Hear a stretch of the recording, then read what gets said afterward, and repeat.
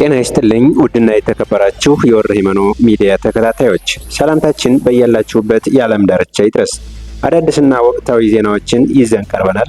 እስከ ፕሮግራሞቻችን ፍጻሜ ድረስ አብራችሁኝ እንድትቆዩ እየጋበዝኩኝ በቀጥታ ወደ መረጃዎቹ አመራለሁ። በኢትዮጵያ የሥራ ጉብኝት ያደረጉት የህንዱ ጠቅላይ ሚኒስትር ናሬንድራ ሞዲ ወደ ታላቋ ኢትዮጵያ በመምጣቴ በጣም ደስተኛ ነኝ፣ ከኢትዮጵያ ሕዝብ ያገኘሁት ፍቅርና ክብር የላቀ ነው ሲሉ ተናገሩ።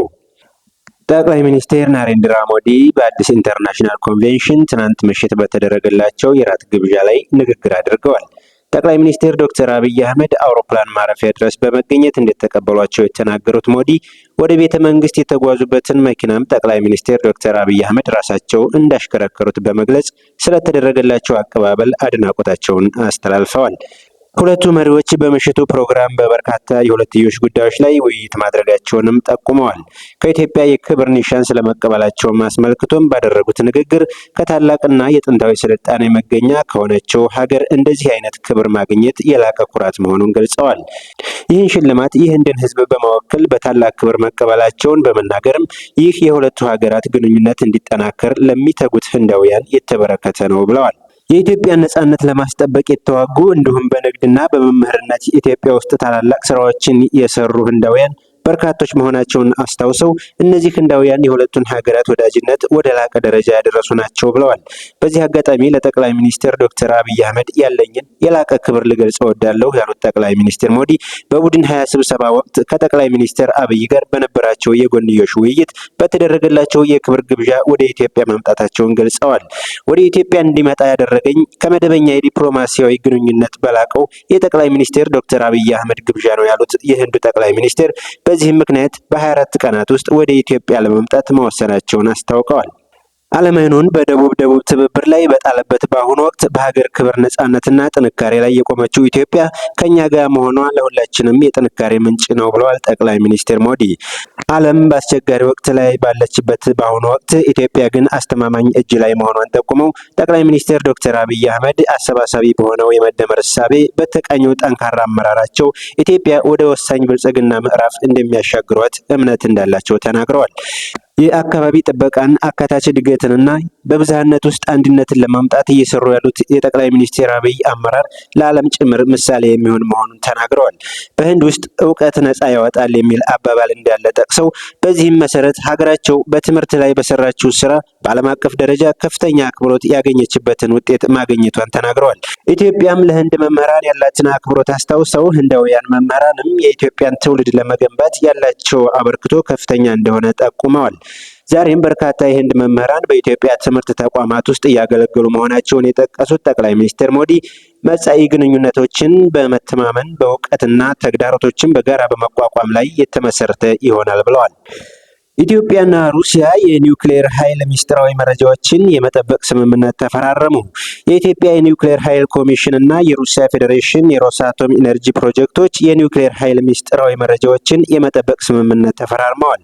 ስምምነቱን የፈረሙት የኢትዮጵያ ኒውክሌር ኃይል ኮሚሽን ኮሚሽነር ሳንዶካን ደበበና የሩሲያን ፌዴሬሽን የሮሳቶም ኢነርጂ ፕሮጀክቶች ዋና ዳይሬክተር አንድሬ ሮዝዲስቲቪ ናቸው።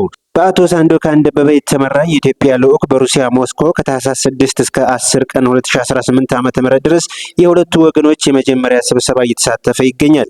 በስብሰባው ሚስጥራዊ መረጃዎችን የመጠበቅ ስምምነትና የፍኖተ ካርታ ሰነዶች ለውይይት ቀርበው ምክክር ተደርጎባቸዋል። የኒውክሌር ቴክኖሎጂ ካለው ዓለም አቀፋዊ ውድድር አንጻር ሚስጥራዊ መረጃዎች መጠበቅ እንዳለባቸው ተገልጿል። ኢትዮጵያና ሩሲያ የኢትዮጵያውያን የመጀመሪያ ኒውክሌር ኃይል ማመንጫ ጣቢያ ግንባታና ልማት ለማፋጠን ቀደም ብለው የተገቧቸውን ስምምነቶች ተግባራዊ ለማድረግ ቁርጠኛ መሆናቸው ተነግሯል። የኒውክሌር ጣቢያ ግንባታ ፕሮጀክቱ በኢትዮጵያ የልማት እንቅስቃሴ ውስጥ ትልቅ ምዕራፍ መሆኑ ተመላክቷል። መድረኩ ባለፈው መስከረም በሞስኮ ከተካሄደው የዓለም አቶሚክ ሳምንት ጎን ለጎን በተፈረመው አጠቃላይ የተግባር እቅድ ላይ ይመክራል።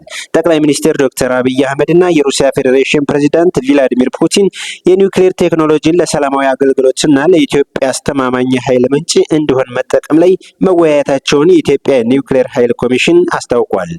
የዩናይትድ ስቴትስ ፕሬዝዳንት ዶናልድ ትራምፕ የተለያዩ የአፍሪካ ሀገራት ላይ ያነጣጠረ የአሜሪካ መግቢያ ቪዛ እገዳዎችን ጣሉ። ወደ ዩናይትድ ስቴትስ ለመግባት ከፊል የቪዛ እገዳ የተጣለባቸው የአፍሪካ ሀገራት ናይጄሪያና ታንዛኒያን ጨምሮ ብሩንዲ፣ ጋምቢያ፣ ማላዊ፣ ሴኔጋል፣ ጋቦን፣ ዛምቢያና ዚምባብዌ ተጠቅሰዋል። ሙሉ በሙሉ የመግቢያ እገዳ የተጣለባቸው ደግሞ ቡርኪና ፋሶ፣ ኒጀር፣ ማሊ፣ ሴራሊዮን፣ ደቡብ ሱዳን፣ ኤርትራ፣ ሱዳን፣ ኮንጎ ሪፐብሊክ እና ሶማሊያ ይገኙበታል።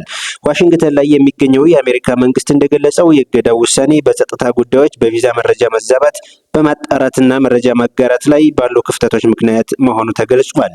አዲሱ የትራምፕ ወደ አሜሪካ የጉዞ እገዳ ገደብ በተለይም ጋና፣ ኬንያ፣ ደቡብ አፍሪካ፣ ኡጋንዳና ሩዋንዳን አይጨምርም ተብሏል። የእነዚህ ሀገራት ዜጎች አሁንም ያለምንም ችግር ወደ አሜሪካ በመግቢያ ፈቃድ ቪዛ ወደ አሜሪካ ለመጓዝ ብቁ ሆነው ይቆያሉ ተብሏል። ኢትዮጵያ በከፊል ከተከለከሉትም ሆነ ሙሉ በሙሉ ተከለከሉ ከተባሉት መዘርዝር ውስጥ አልተጠቀሰችም። ይሁንና በአሜሪካ በጊዜያዊ ጥበቃ ስር የሚገኙ ኢትዮጵያውያን ጊዜያዊ የመኖሪያ ፈቃዳቸው መታገዱ ሕግን ከሳምንት በፊት የሀገር አስተዳደር ሚኒስቴር መስሪያ ቤት ማስታወቁ ይታወቃል። በዚህ ፈቃድ ስር የሚገኙ ኢትዮጵያውያን በአሜሪካ ለመቆየት የተሰጣቸው ጊዜ 2 ወራት ብቻ ነው ተብሏል። ይህ የትግራይ ጊዜያዊ አስተዳደር ፕሬዝዳንት ጄኔራል ታደሰ ወረደ ከሰሞኑ መቀሌ ከነበረው ግርግር በኋላ ዛሬ አዲስ አበባ መግባታቸው ታውቋል። ጄኔራሉ ኃላፊነት ሲቀበሉ ከተሰጧቸው ስራዎች መካከል የፈጸሙት ነገር እንደሌለ የተዘገበ ሲሆን የዛሬው የአዲስ አበባ ጉዞ ምርጫ 2018 ወልቃይትና በጀት ዋነኛ ከጠቅላይ ሚኒስትር አብይ ጋር በ4 ኪሎ የሚመክሩባቸው ነጥቦች እንደሆነ ተጠቁሟል። በመቀሌው አለመረጋጋት ለቀናት ከጠፉ በኋላ በቅርቡ ብቅ ማለታቸው ይታወሳል። በጄኔራሉ የሚመራው ጊዜያዊ አስተዳደር ዛሬ ባወጣው መግለጫ የፌዴራል መንግስት በወልቃይት ጉዳይ እርምጃ እንዲወሰድ የሚጠይቅ መሆኑ ተመላክቷል። በደቡብ ወሎ ዞን ተንታ ወረዳ በህገ ወጥ መልኩ እገታ ፈጽመው 8 ሚሊዮን ብር የጠየቁ 2 የጽንፈኛ አባላት 1 ሽጉጥ ከ6 ጥይት ጋር እና ከ2 ስማርትፎን ሞባይል ጋር በቁጥጥር ስር መዋሉን የወረዳው ፖሊስ ጽፈት ቤት ገለጸ። የወረዳው ፖሊስ ጽፈት ቤት ኃላፊ ኢንስፔክተር ኑረዲን ንብሬ እንደገለጹት ታህሳስ 7 2018 ዓ.ም ከምሽቱ 3 ሰዓት በፊቶ ቀበሌ ነዋሪ ከሆኑት አቶ ሽመልስ ጥላሁን የመኖሪያ ቤት ከበባ በማድረግ 2 ጥይት ተኩሰው ግለሰቡን አግተው በመውሰድ እኛ ፋኖ ነን በማለት 8 ሚሊዮን ብር ለዲሽቃ መግዣ ታመጣለህ ብለው ወደ ደበቅ አቅጣጫ በሚወስዱበት ጊዜ የወረዳው ሚኒ ካቢኔ በደረሰው ጥቆማ መሰረት የጸጥታ ኃይሉ ቁልፍ ቦታዎች ላይ ደፈጣ በማድረግ በ014 ቀበሌ ጠዳት ልዩ ቦታው የሯት አፋፍ ሲደርሱ 2 ተጠርጣሪዎች በለጠ መኮንን ሲሳይ የአምባሰል ወረዳ 017 ቀበሌ ነዋሪ የነበረና አክሊሉ አቦሊማም የለጋምቦ ወረዳ 019 ቀበሌ ነዋሪ የነበሩ በቁጥጥር ስር መዋላቸውን ገልጸዋል። ኃላፊው አያይዘው እንደገለጹት የወረዳችን ማህበረሰብ በአካባቢው ጸጉረ ልውጥ ሲያይ ለጸጥታ ኃይሉ ጥቆማ ከመስጠት በተጨማሪ የጥይት ድምጽ ሲሰማና የድሮስልኝ ጥሪ ሲሰማ የመረዳዳትና የመተባበር ስራ በመስራት የአካባቢውን ሰላምና ጸጥታ ማስጠበቅ ይኖርበታል ሲሉ በአጽንኦት አሳስበዋል። በህንድ አቢሃር ግዛት ዋና አስተዳዳሪ አንዲትን ሙስሊም ዶክተር ኒቃብ መግፈፋቸው ሊወገዝ የሚገባ ድርጊት ነው ሲል አምነስቲ አስታወቀ። በህንድ የቢሃር ዋና አስተዳዳሪ ኒቲቭ ኩማር በዚህ ሳምንት በይፋዊ የሹመት መርሃ ግብር ላይ የአንዲት ሙስሊም ዶክተር ኒቃብ ሲወልቁ የሚያሳይ ቪዲዮ ከተሰራጨ በኋላ ከፍተኛ ነቀፌታ ተሰንዝሮባቸዋል። ድርጊቱን ዓለም አቀፉ የመብት ተሟጋች አምነስቲ ኢንተርናሽናል ሊወገዝ የሚገባው ጉዳይ ነው ብሎታል። የ74 ዓመቱ ኒቲቭ ኩማር ኑስራ ፐርቪን ለተባለች ዶክተር የሹመት ደብዳቤዋን በሰጡበት ወቅት ኒቃቧን ከፊቷ ላይ ዝቅ አድርገው ሲገፏት ታይተዋል። ምክትል ርዕሰ መስተዳደሩ ሳምራት ቹድሪ ከኋላ ቆመው የአስተዳዳሪውን ድርጊት ለማስቆም ጣልቃ ለመግባት ሙከራ ቢያደርጉም የጤና ኃላፊው ማንጋል ፓንዴ እና የአስተዳዳሪው ዋና ጸሐፊ ዲፓክ ኩማር ሲስቁ ይታያሉ።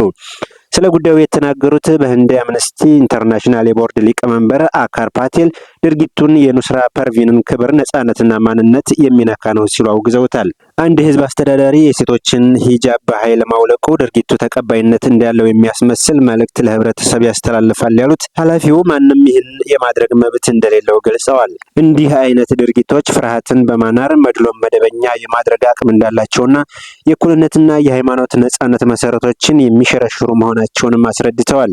ጥሰቱን በግልጽ በማውገዝ ተጠያቂነት እንዲሰፍንም ጠይቀዋል።